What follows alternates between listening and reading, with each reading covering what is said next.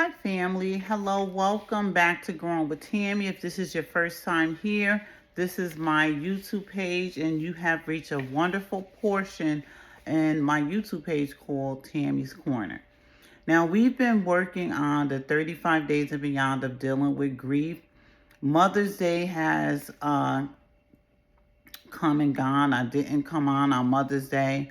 Um, and I will tell you, not that I was grieving, I just was trying to catch up on some schoolwork. I'm actually starting a couple classes, and it was a little difficult. Um, I kind of think that's what was happening. I don't know, because I will tell you, I have been thinking about my mom, and I do miss her, and um, a lot of other people. But anyway, so today is day 37 of 37 and beyond of dealing with grief. Guys, I know grief is not always easy, it's not always fair, and it's not always gonna always be a sunny day. Some days are just gonna be days we don't feel like we want to get out of bed. Those are the days we have to really push ourselves to get out into, even if we just sit up and take a nice shower, a nice bath, watch a little TV, do a little reading, watch something funny. Because today, on day 37, we want to talk about peace. There's nothing more precious than having peace within us, and we want to be able to really get our peace back during our healing process. Remember, peace is still yours. You're still able to have peace. Don't feel bad if you do have peaceful days, because you will have some days that you will have some days of peace. Don't feel bad about that. Treasure those days. Today, I do want to free you from chaos of things always going in our mind, thinking of what could have happened and stuff like that, and we weren't there, and what we could have done, and if we would have known. God knew exactly what he was doing. He knew where we needed to be. And at that point in time, it just wasn't where we wish we would have been. Don't beat yourself up about that. If you could have known, you would have been there. You would have done things a little different. But now is the time to heal. Go and read John 14 and 27. Um, just really hold on to your peace, because it is very important. So now, the number 37 is often tied to God's grace, emotional healing, and learning to accept yourself during grief. Healing begins when grace replaces shame. Healing begins when grace replaces shame.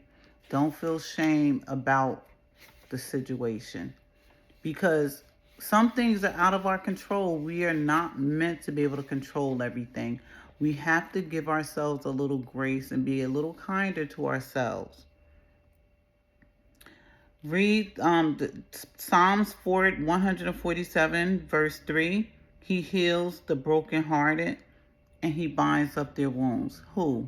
The Lord, strong and mighty. God is able to heal you when you're hurting. Stop blaming yourself what you could not control. Please. We have to stop. I used to be like, if I would have known. Guys, I was like, if I would have known, I would have been right there for my mom. I didn't know. Allow yourself to rest emotionally. Choose kindness towards yourself today. Choose to be kind to yourself. I mean, we had no idea. You had no idea. So let's go into our working definition, because I really want to get into the definition, because grief is a natural, emotional, spiritual, and deeply personal. It's a response to a loss, our loss. It is not only sadness. Grief can include pain, confusion, anger, loneliness, fear, exhaustion, longing, reflection, even moments of peace and healing.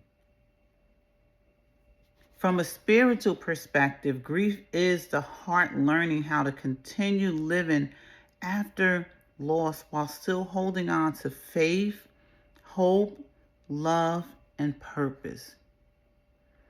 Healing through grief does not mean forgetting the person, season, or the experience that was lost. It means allowing God to comfort, strengthen, and guide us through the healing process one day at a time. Grief looks different on every person because every relationship and every loss carries its own meaning. Some days you may feel heavy, while other days may bring moments of joy, growth, renewal, or peace. Now, both can exist together. It can. Grief is not weakness. Don't get it twisted. It's not being weakness. It is evidence that the love existed. Healing is not about erasing the pain. It is about learning how to carry it with grace, strength, and hope. Healing does not mean the pain never existed. It means the pain no longer controls your life. In our scripture, Psalms 34:18, the Lord is close to the brokenhearted, and he saves those who are crushed in spirit. I want to remind you that healing is a journey, it's not a race. Every step forward is still growth. Guys, remember to go out. The weather is breaking. You can go for a walk, go to the movie. I heard the new Michael Jackson movie was really good. I haven't seen it, but I heard it was really good. And you may want to do that. If not, watch a funny movie. Call a friend that you trust just to say hi. Now we got to start shifting our conversation. Yeah, go, maybe if you like working out, maybe work out a little bit. Sit on the front porch, breathe in, breathe out, practice breathing. Do something that is going to be different. Let's not keep doing the same thing over and over. Let's try something different. So I hope that you guys are learning something. I hope that you guys are healing. Again, it's not a race. We take our time, one moment at a time, because it's not always easy, and every loss is different. Every loss hits different. But I want you guys to be blessed. Pray, search the scriptures, laugh a little bit, start to get back, because people need you. They miss you. They miss your smile, your hugs, your presence. You are wanted, you are needed, and you are talked about because you are loved. Have a blessed day, guys. Let's grow together.